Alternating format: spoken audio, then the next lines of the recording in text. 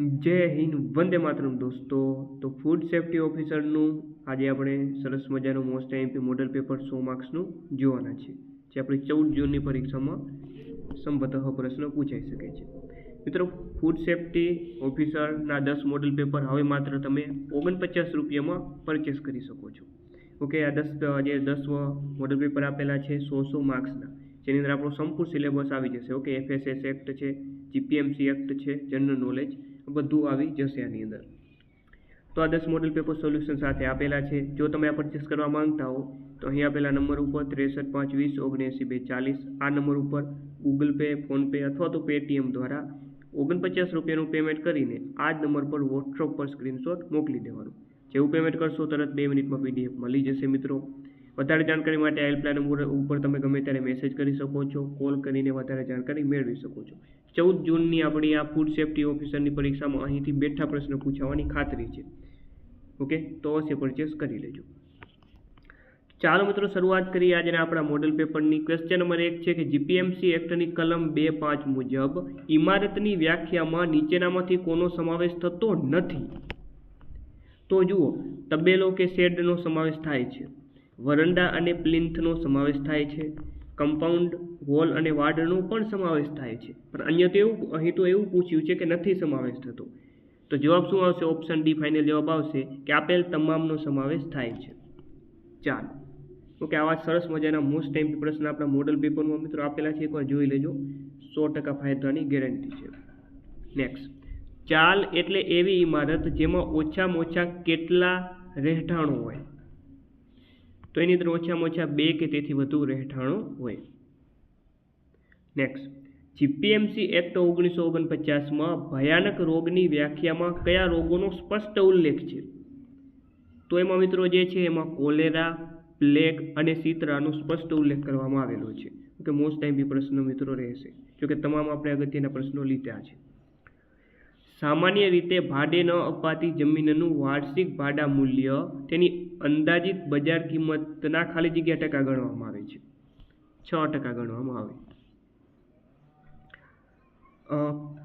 કોર્પેટ એરિયાની વ્યાખ્યામાં બહારની કે અંદરની દિવાલ જે વિસ્તાર પર ઊભી હોય તે વિસ્તારને ખાલી જગ્યા કરવામાં આવે છે, બાદ કરવામાં, તે વિસ્તારને શું કરવામાં આવે? તો કે ભાઈ બાદ કરવામાં આવે છે।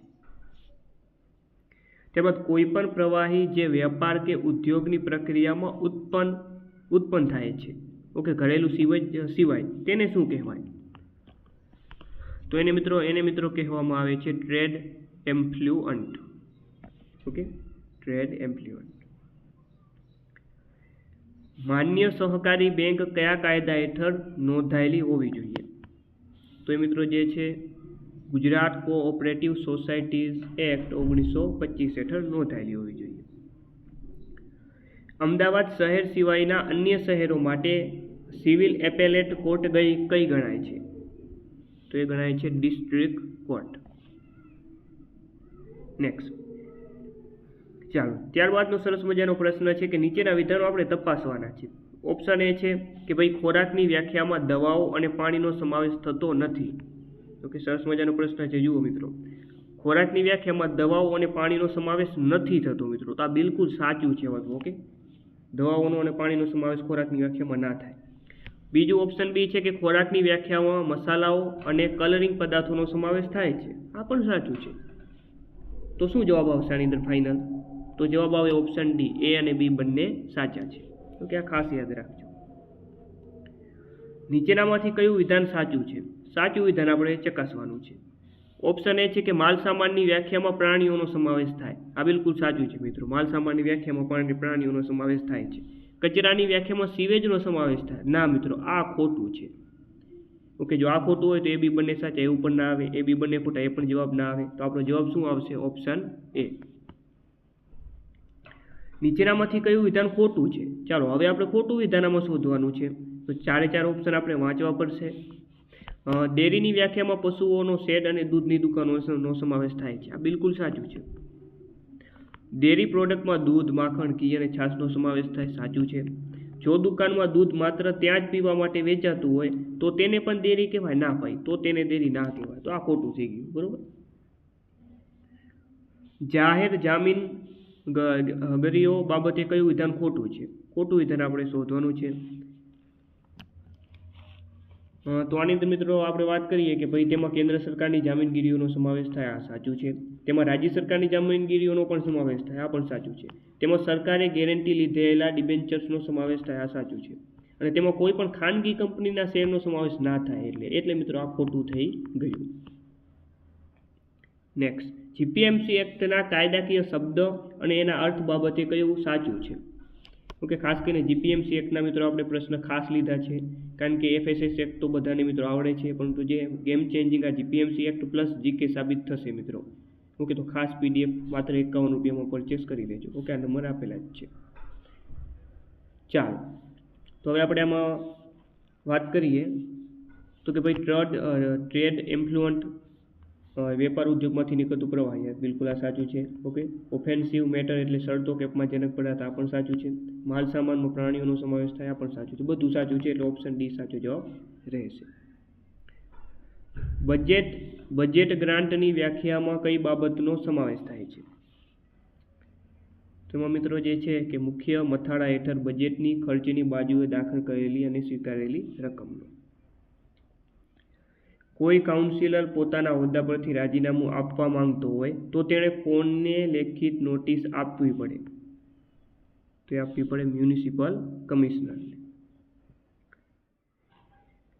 કુદરતી આફતો કે રમખાણોના કારણે સમયસર ચૂંટણી ન યોજી શકાય તો રાજ્ય સરકાર કોર્પોરેશનનો વહીવટ ચલાવવા કોની નિમણૂક કરી શકે? તો વહીવટદારની નિમણૂક રાજ્ય સરકાર કરી શકે છે. કોર્પોરેશનમાં પછાત વર્ગો માટે કેટલી બેઠકો અનામત રાખવામાં આવે છે? તો કુલ બેઠકોના 1/10. ઓકે, કુલ બેઠકોના 1/10 જેટલી, 1/10. નીચેનામાંથી કયું વિધાન ખોટું વિધાન આપણે શોધવાનું છે? ચાલો જોઈએ કે ભાઈ કાઉન્સિલરની મુદત કોર્પોરેશનની મુદત જેટલી જોઈએ, એટલે કે 5 વર્ષની હોય, સાચું છે. મહિલાઓ માટે 50% બેઠકો અનામત છે, આ પણ સાચું છે. અનુસૂચિત જાતિ માટે બેઠકો વસ્તીના પ્રમાણમાં અનામત હોય, આ પણ સાચું છે. પણ કાઉન્સિલર રાજીનામું મેયરને આપે ના. ઓકે, આ મિત્રો ખોટું થઈ ગયું. ઓકે, તો મિત્રો આવા જ પ્રશ્ન પરીક્ષામાં પૂછાવાના છે. ઓકે, 10 પેપરની પ્રેક્ટિસ કરી લો એટલે તમારું કામ પતી જશે. Protection of civil rights act હેઠળ ગુના માટે દોષિત થયેલ વ્યક્તિ કેટલા વર્ષ સુધી કાઉન્સિલર બનવા માટે ગેરલાયક ગણાય છે? 5 વર્ષ માટે. ત્યારબાદનો પ્રશ્ન છે, કમિશનર દ્વારા નોટિસ આપ્યા પછી કેટલા સમયની અંદર કોર્પોરેશનની બાકી રકમ ન ચૂકવનાર વ્યક્તિ કાઉન્સિલર તરીકે ગેરલાયક ઠરે છે? 3 મહિનાની અંદર. નીચેનામાંથી કઈ બાબતમાં હિત ધરાવતો કાઉન્સિલર ગેરલાયક ઠરતો નથી? તો જુઓ, મ્યુનિસિપલ પેન્શન મેળવતો હોય, કોર્પોરેશનની માલિકીના મકાનમાં ભાડુઆત હોય, અખબારમાં જાહેરાત છાપતો હોય. તો જવાબ ફાઇનલ આવશે કે આપેલ તમામ કિસ્સાઓમાં ગેરલાયક ના ઠરે. ઓકે, આ બાબતોમાં કોઈ પેન્શન મેળવવું, ઓકે, જે છે કોર્પોરેશનની માલિકીના મકાનમાં ભાડા તરીકે રહે, એ કંઈ ગેરલાયક ઠરવાની બાબતો નથી મિત્રો. કોર્પોરેશનની તમામ ચૂંટણીઓનું સંચાલન કોણ કરે? તો કે ભાઈ રાજ્ય ચૂંટણી આયોગ. મેયર માટે વાર્ષિક સત્કાર ભથ્થું કોના દ્વારા મંજૂર કરવામાં આવે છે? કોર્પોરેશન દ્વારા. ત્યારબાદ નીચેનામાંથી કયું વિધાન ખોટું છે? ખોટું વિધાન આપણે શોધીએ. તો આમાં ડાયરેક્ટ જવાબની આપણે વાત કરશું તો જવાબ આવે માનદ વેતન કે ભથ્થું મેળવનાર કાઉન્સિલર ગેરલાયક ઠરી જાય છે. આ ખોટું છે. સ્ટેન્ડિંગ કમિટી કોઈ સ્પેશિયલ કમિટીને પોતાની સત્તાઓ સોંપી શકે છે. આ માટે બેઠકમાં કેટલા સભ્યોની બહુમતીથી ઠરાવ પસાર થવો જોઈએ? 2/3. ઓકે, 2/3. ઓકે, આની અંદર બધા સાચા છે, એ પણ મિત્રો વાંચી લેજો. ઓકે, મેયરની ચૂંટણી કાઉન્સિલરોમાંથી થાય છે. ઓકે, આ બધા સાચા છે. ઓકે, ચાલો ત્યારબાદ વાત કરીએ મિત્રો કે જીપીએમસી એક્ટની કલમ 66-17 મુજબ મ્યુનિસિપલ સેવકોને કયા હેતુ માટે લોન આપી શકાય છે? તો મકાન બાંધવા માટે લોન આપી શકાય છે. નીચેનામાંથી કયું વિધાન સાચું અથવા તો સાચા છે? તો વાત કરીએ મેયર વિકાસના કામોની અગ્રતા નક્કી કરે, સાચું છે.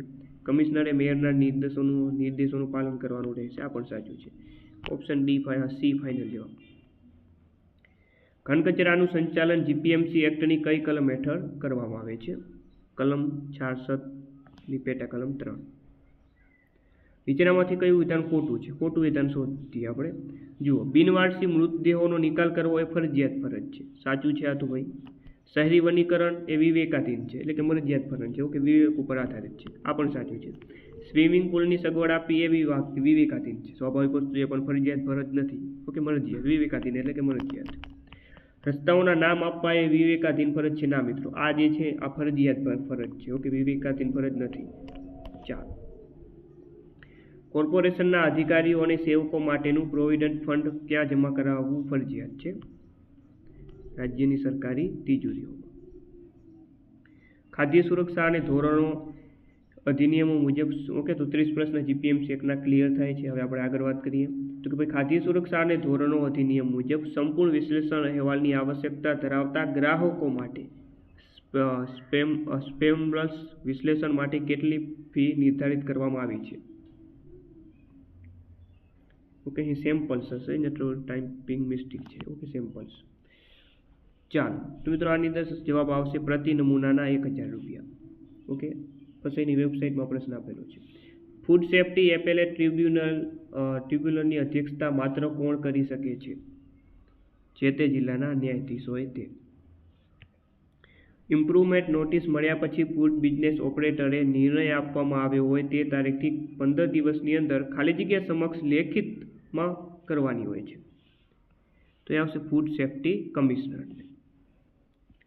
નેક્સ્ટ, જો કોઈ વેપારી ભ્રામક લેબલિંગ કરે તો તેને કલમ 52 મુજબ કેટલા રૂપિયા સુધીના દંડની જોગવાઈ છે? એફએસ એક્ટ મુજબ 3 લાખ રૂપિયા સુધી. ફૂડ સેફ્ટી એન્ડ સ્ટાન્ડર્ડ એક્ટની કલમ ખાલી જગ્યા મુજબ દરેક ફૂડ બિઝનેસ ઓપરેટરની કડક કાનૂની જવાબદારી છે. ઓકે, પેકેજિંગ લેબલિંગ સંબંધિત. તો એ કલમ છે મિત્રો 23. ત્યારબાદ જો ખોરાકમાં સાલ્મોનેલા કે લિસ્ટેરિયા જેવા ખતરનાક રોગકારક બેક્ટેરિયાની હાજરી હોય તો તે કઈ બીમારીઓ પેદા કરે છે? તો એમાં જે ફૂડ પોઈઝન, ડાયરિયા, ખોરાકજન્ય બીમારી તમામ આવે. ઓપ્શન ડી ફાઇનલ જવાબ. ચામડીના ગંભીર રોગોને કઈ કેટેગરીમાં મૂકવામાં આવે છે? ઘૃણાસ્પદ રોગ. ત્યારબાદ એફએસઓ જ્યારે કોઈ જગ્યાએ દરોડા પાડે કે તપાસ કરે ત્યારે તેણે કયા કાયદાની જોગવાઈઓનું પાલન કરવું પડે છે? CRPC 1973. ફૂડ બિઝનેસ ઓપરેટરને લાયસન્સ આપવા અથવા રદ કરવાની સત્તા કોની પાસે છે? ડીઓ પાસે. Okay, designated officer. માંગ્યા મુજબની ગુણવત્તા અથવા પદાર્થ તેનું સ્વરૂપ ન વેચવા માટે ખાદ્ય ચીજ બાબત દંડની જોગવાઈ એફએસએસ એક્ટ 2006ની કઈ કલમમાં છે? કલમ 47માં છે. ઓર્ગેનિક ફૂડ માટે ફસઈ કયા પ્રમાણપત્રને માન્યતા આપે છે? તેના માટે NPOP અને GPS ઇન્ડિયા બંને આવે. A અને C બંનેને માન્યતા આપે છે. ચાલો, રૂકોનું ફૂલ ફોર્મ જણાવવાનું છે. તો આનું મિત્રો ફૂલ ફોર્મ છે રીપર્પઝ યુઝડ કુકિંગ ઓઇલ. ઓકે, યાદ રાખી લેજો. ખાદ્ય સુરક્ષા અને ધોરણો અધિનિયમ 2006ના અમલીકરણ પછી જે કાયદો ઓર્ડર માનવામાં આવતો નથી નીચેનામાંથી? તો આમાં આપણે વાત કરીએ તો જે ધોરણ વજન અને માપ અધિનિયમ 1974 આ નથી માનવામાં આવતું. બરોબર, બાકીના જે 8 કાયદા રદ કરવામાં આવ્યા હતા એનો સમાવેશ થાય. ચાલો, ફસાઈની ટેગલાઇન શું છે? તો રાઇટ ફૂડ રાઇટ લાઈફ. ચાલો, એફએસએસ એ 2006 મુજબ ખરીદનાર કોઈ પણ ખાદ્ય પદાર્થનું વિશ્લેષણ આના દ્વારા કરે છે. શેના દ્વારા કરે? તો કે ખરીદી સમયે ફૂડ બિઝનેસ ઓપરેટરને તેના ઈરાદાની જાણ કરવી. બ્લો મોલ્ડિંગ શબ્દનો ઉપયોગ ઉત્પાદન દરમિયાન થાય છે. કોના ઉત્પાદન દરમિયાન આ શબ્દનો ઉપયોગ થાય છે? Plastic bottle. ખાદ્ય સુરક્ષા અને ધોરણો અધિનિયમ 2006ની કલમ 25 ખાલી જગ્યા સાથે સંબંધિત છે. તો જવાબ આવશે આ કાયદાને આધીન પદાર્થોની બધી આયાત સાથે. Food safety and standard act 2006ની કઈ કલમ ફૂડ ઓથોરિટીના અધિકારીઓ અને અન્ય કર્મચારીઓ સાથે સંબંધિત છે? તો એ કલમ છે ખાદ્ય સુરક્ષા અને ધોરણો અધિનિયમ 2006ની કલમ 9. ઈટ રાઇટ ઇન્ડિયા મૂવમેન્ટનું મુખ્ય તત્વ સ્વસ્થ ભારત યાત્રા નામની ઓલ ઇન્ડિયા સાયક્લોથોનને આ દિવસે લીલી ઝંડી આપવામાં આવી હતી. તો મિત્રો એ તારીખ હતી 16 ઓક્ટોબર 2018. ચાલો, ફસઈ હેઠળ કેટલા પ્રકારના લાયસન્સ છે? 3 પ્રકારના. ચાલો, ફસાઈની પ્રાદેશિક કચેરીનું કાર્ય શું છે? તો જો સ્થાનિક ખાદ્ય સુરક્ષા અમલીકરણનું સંચાલન કરવાનું, ઓકે, જે છે સ્થાનિક જાગૃતિ કાર્યક્રમોનું આયોજન કરવાનું, બધું આ કામ છે. ઓપ્શન ડી ફાઇનલ જવાબ. કયા શબ્દનો અર્થ ખોરાકમાં સ્વાદ, દેખાવ અથવા શેલ્ફ લાઈફ સુધારવા માટે ઉપયોગમાં આવતા કોઈ પણ પદાર્થનો થાય છે? તો જવાબ આવે ફૂડ એડિટિવ. ભારતીય ખાદ્ય સુરક્ષા અને ધોરણ પ્રાધિકરણ મુજબ, એટલે કે ફસાઈ મુજબ, આલ્કોહોલિક દારૂમાં ખાલી જગ્યા કરતાં વધુ આલ્કોહોલનું ઘનફળ પ્રમાણે, એટલે કે આલ્કોહોલ બાય વોલ્યુમ હોય છે. તો જવાબ આવે 0.5.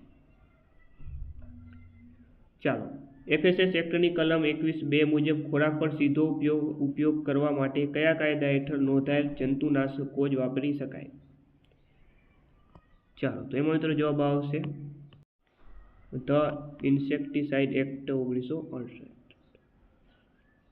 ફૂડ બિઝનેસ માટે લાયસન્સ અથવા રજિસ્ટ્રેશન માટે અરજી કરવાના હેતુ માટે ફૂડ બિઝનેસ ઓપરેટરે કયું ચોક્કસ એપ્લિકેશન ફોર્મ ભરવું જરૂરી છે? તો એ છે ફોર્મ બી.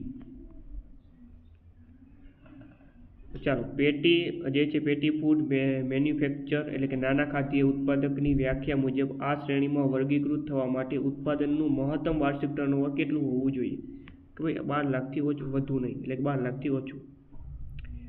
એવું કયું પોર્ટલ છે જે ગ્રાહકને તેમની ફરિયાદો, ઓકે, ચિંતાઓ જણાવવા, તેમના અધિકારો વિશે જાણવા અને ફૂડ બિઝનેસ ઓપરેટરના લાયસન્સ રજિસ્ટ્રેશન સર્ટિફિકેટની ખરાઈ કરવા દે છે? તો એ કયું પોર્ટલ છે? તો એ છે food safety connect portal. FSS act હેઠળ ઓથોરિટીના કાયદાકીય પ્રતિનિધિ કોણ છે? તો એ છે મિત્રો CEO. અરજદારે લાયસન્સિંગ અથવા રજિસ્ટરિંગ ઓથોરિટી દ્વારા ઉઠાવવામાં આવેલા પ્રશ્નો ક્વેરીનો જવાબ કેટલા દિવસમાં આપવો પડે છે? 30 દિવસમાં. ચાલો, ત્યારબાદ છે FOSTAC નું પૂરું નામ શું છે? તો આનું પૂરું નામ છે ખાદ્ય સુરક્ષા તાલીમ અને પ્રમાણપત્ર. ઓકે, તો આ 10 મોડેલ પેપર મિત્રો છે. ઓકે, તમામ માહિતી મેં તમને આપી દીધી, જરા જોઈ લેજો. Food safety and standard act હેઠળ નીચેનામાંથી કયો ગુનો નથી? તો લેબલ્સ પર ખોટી પોષક માહિતી પૂરી પાડવી, આ ગુનો નથી. ચાલો, food safety and standard act 2006ની કલમ 47ની જોગવાઈઓ હેઠળ જ્યારે કોઈ ખાદ્ય પદાર્થ અથવા ભેળસેળિયા પદાર્થનો નમૂનો લેવામાં આવે ત્યારે ફૂડ સેફ્ટી ઓફિસર નમૂનાને વિશ્લેષણ અને અહેવાલ માટે ફૂડ એનાલિસ્ટને ક્યારે મોકલશે? તો તે જ દિવસે મોકલી દેશે.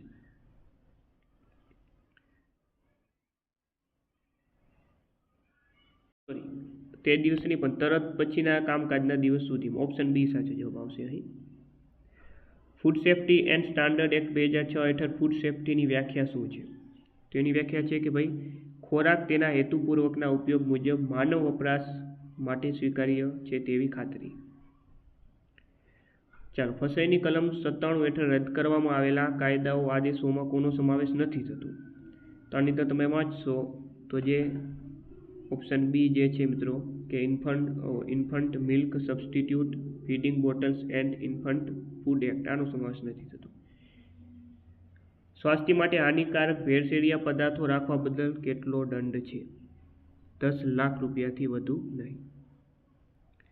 ચાલો, નીચેનામાંથી કોને કાયદા હેઠળ ખોરાકમાં દૂષક તરીકે ગણવામાં આવે છે?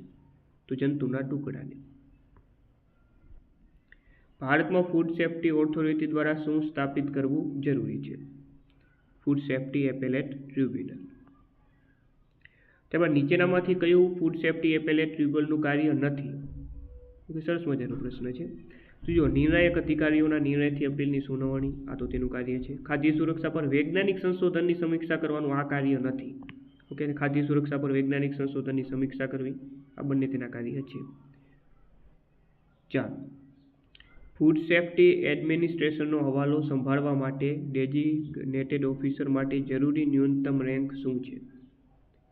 પેટા વિભાગીય અધિકારી. નીચેનામાંથી કયું વિધાન સાચું અથવા તો સાચા છે?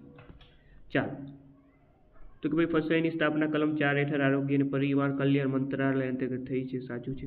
તેના 22 સભ્યોમાંથી 1/3 મહિલાઓ હોય, આ પણ સાચું છે. બંને સાચા. ઓપ્શન સી ફાઇનલ જવાબ. નેક્સ્ટ, નીચેનામાંથી કયું વિધાન સાચું છે? 71મા નંબરનો પ્રશ્ન. તો આમાં મિત્રો વાત કરીએ તો બધા વિધાન તમે વાંચશો તો રેફરલ લેબનો રિપોર્ટ અંતિમ અને નિર્ણાયક ગણાય. આ એક સાચું છે, બાકીના બે ખોટા છે, જરા વાંચી લેજો. બરોબર. જો લાયસન્સ માટેની અરજી કર્યાના 60 દિવસ સુધી સંબંધિત સત્તામંડળ તરફથી કોઈ જવાબ ન મળે તો અરજદારનો હક શું છે? તે ખાદ્ય વ્યવસાય શરૂ કરી શકે છે. નીચેના પૈકી કયું નિવેદન ખાદ્ય સત્તામંડળની ફરજો માટે ખોટું છે? તો શું ખોટું છે આમાં? જવાબ આવે કે ગુનાહિત વ્યક્તિઓને સીધી જેલની સજા ફટકારવી. આ ખોટું છે. બરોબર, જે FSS એક્ટની કલમ 16 મુજબ. બાકી આ બધા સાચા છે, જરા વાંચી લેજો. ઓકે, આપણે ફટાફટ આગળ વધીએ છીએ, સમય ઓછો છે મારી પાસે. એટલે સેન્ટ્રલ એડવાઇઝરી કમિટીની બેઠક વર્ષમાં ઓછામાં ઓછી કેટલી વાર મળવી ફરજિયાત છે? ઓકે, CSE જે કમિટી છે. ચાલો, તો વર્ષમાં વાત કરીએ મિત્રો, તો વર્ષમાં 3 વખત આવે. કેટલી વખત? 3 વખત. જો કોઈ સભ્યને સમય પહેલાં રાજીનામું આપવું હોય તો ઓછામાં ઓછા કેટલા મહિનાની નોટિસ આપવી ફરજિયાત છે? 3 મહિનાની. ગુજરાતનો વહીવટ ફસાઈની કઈ રિજિયોનલ ઓફિસ હેઠળ આવે છે? તો મુંબઈ આવે. સેમ્પલિંગ કરતી વખતે FSO એ કયું ફોર્મ ભરવું પડે છે? તો એ છે મિત્રો ફોર્મ 5. તેમાં કઈ સંસ્થા ઇન્ટરનેશનલ ફૂડ સ્ટાન્ડર્ડ નક્કી કરે છે? કઈ સંસ્થા હોય મિત્રો? જવાબ આવે CSE. નેક્સ્ટ, ફૂડ સેફ્ટી એક્ટની કલમ ખાલી જગ્યા મુજબ જો કોઈ ખાદ્ય વેપારી આપેલી મુદત એટલે કે ઓછામાં ઓછા 2 અઠવાડિયામાં સુધારણા નોટિસમાં દર્શાવેલ સૂચનાઓનું પાલન કરવામાં નિષ્ફળ જાય તો સત્તાવાળાઓ કડક પગલાં લઈ શકે છે. તો કલમ 32(2). ખોટી રીતે કે વ્યાજબી કારણ વગર માલ જપ્ત કરવા બદલ FSOને કેટલો દંડ થઈ શકે છે? તો 1 લાખ રૂપિયા સુધીનો દંડ થઈ શકે. ISIનું ફૂલ ફોર્મ શું થાય? Indian standard institute. જો કોઈ વ્યક્તિ જાણી જોઈને અદાલતના પ્રતિબંધ આદેશનું ઉલ્લંઘન કરે તો કેટલો દંડ થઈ શકે છે? 3 લાખ રૂપિયા સુધીનો દંડ થઈ શકે છે. ખાદ્ય સુરક્ષા અને ધોરણો અધિનિયમ 2006ના અમલીકરણ પછી જે કાયદા ઓર્ડર માનવામાં આવતો નથી, તો આમાંથી વાત કરીએ તો જવાબ આવે ધોરણ વજન માપ અધિનિયમ 1976. ઓકે, રિપીટ થઈ ગયું ક્વેશ્ચન. જે 8 કાયદા રદ કરવામાં આવેલા છે, કયા રદ કરવામાં આવેલા છે? મોસ્ટ MP છે મિત્રો. ચાલો, FSS એક્ટ 2006ની કઈ કલમમાં ફૂડ બિઝનેસ ઓપરેટરની જવાબદારીઓ દર્શાવેલી છે? 26. ત્યારબાદ FSS એ 2006 મુજબ ખરીદનાર કોઈ પણ ખાદ્ય પદાર્થનું વિશ્લેષણ આના દ્વારા કરે છે. ચાલો, તો જવાબ આવે ખરીદી સમય ફૂડ બિઝનેસ ઓપરેટરને તેના ઈરાદાની જાણ કરવી. આરોગ્ય પુરવણીઓ પર FSS નિયમો 2006 ન્યુટ્રાસ્યુટિકલ્સ પ્રતિબંધિત કરે છે. તો એ છે મનોરોગ પદાર્થો. જો કોઈ એક બેચનો ખોરાક અસુરક્ષિત સાબિત થાય તો કાયદા મુજબ આખી બેચ અસુરક્ષિત ગણાશે. ખાદ્ય સુરક્ષાના દૃષ્ટિકોણથી નીચેનામાંથી કયા પરિબળને આંતરિક પરિબળ ગણવામાં આવે છે? પાણીની પ્રવૃત્તિ. ત્યારબાદ નીચેનામાંથી કયું DO એટલે કે ડેઝિગ્નેટેડ ઓફિસરનું કાર્ય છે? તો જવાબ આવશે આપેલ તમામ મિત્રો. જરા વાંચી લેજો. નીચેનામાંથી કઈ ખાદ્ય ચીજનો ઉપયોગ કુદરતી ખાદ્ય સંરક્ષક તરીકે થઈ શકે છે? તો લસણ, લીંબુ, ખાંડ અને સરકો. ચાલો, મહાત્મા ગાંધી કોને પોતાના રાજનીતિક ગુરુ માનતા? ગોપાલકૃષ્ણ ગોખલેને. ચાલો, અમદાવાદમાં વિનોદ કિનારીવાલા અને ઉમાકાંત કડિયા આઝાદીની કઈ લડતમાં શહીદ થયા હતા? હિન્દ છોડો ચળવળ. ગુજરાતનું એકમાત્ર ગીરી મથક સાપુતારા ક્યાં આવે? તો કે ભાઈ ડાંગનું આવેલું છે. 1 કિલોમીટર બરાબર કેટલા માઇલ થાય? 0.62 માઇલ. ગુજરાતની જીવાદોરી સમાન નર્મદા નદી કયા સ્થળેથી ગુજરાતમાં પ્રવેશે છે? આમફેશ્વર નામના સ્થળેથી. આદિવાસીઓનો પ્રસિદ્ધ ચિત્રનો મેળો ક્યાં ભરાય? તો કે સાબરકાંઠાના ગુણ ભાખરી ખાતે. કયા પ્રાણીને ભારતનું રાષ્ટ્રીય ધરોહર પ્રાણી છે? એ છે મિત્રો હાથી. તાજેતરમાં ભારતની 99મી રામસર સાઇટ તરીકે જાહેર થયેલ શેખા ઝીલ પક્ષી અભયારણ્ય ઉત્તર પ્રદેશના અલીગઢમાં આવેલું છે. પ્રસિદ્ધ હિન્દી મધુશાલા છે હરિવંશ રાય બચ્ચનની આકૃતિ છે. અને AMCની નવી સ્ટાર્ટઅપ પોલિસી મુજબ પસંદ કરાયેલા સ્ટાર્ટઅપને મહત્તમ કેટલી રકમ સુધીની આર્થિક સહાય મળવા પાત્ર છે? 35 લાખ. ચાલો મિત્રો, તો આ હતું આપણું મિત્રો okay model paper PDF purchase અવશ્ય મિત્રો કરી લેજો. માત્ર 51 રૂપિયામાં હવે તમે આ 10 મોડલ પેપર મેળવી શકો છો. એકદમ ઓથેન્ટિક અને આધારિત આ પ્રશ્નો મિત્રો રહેશે. ઓકે, સંપૂર્ણ જવાબદારી સાથે. તો ચાલો મિત્રો, ફરીથી નવા વિડીયો સાથે મળશું. જય હિન્દ, જય ભારત.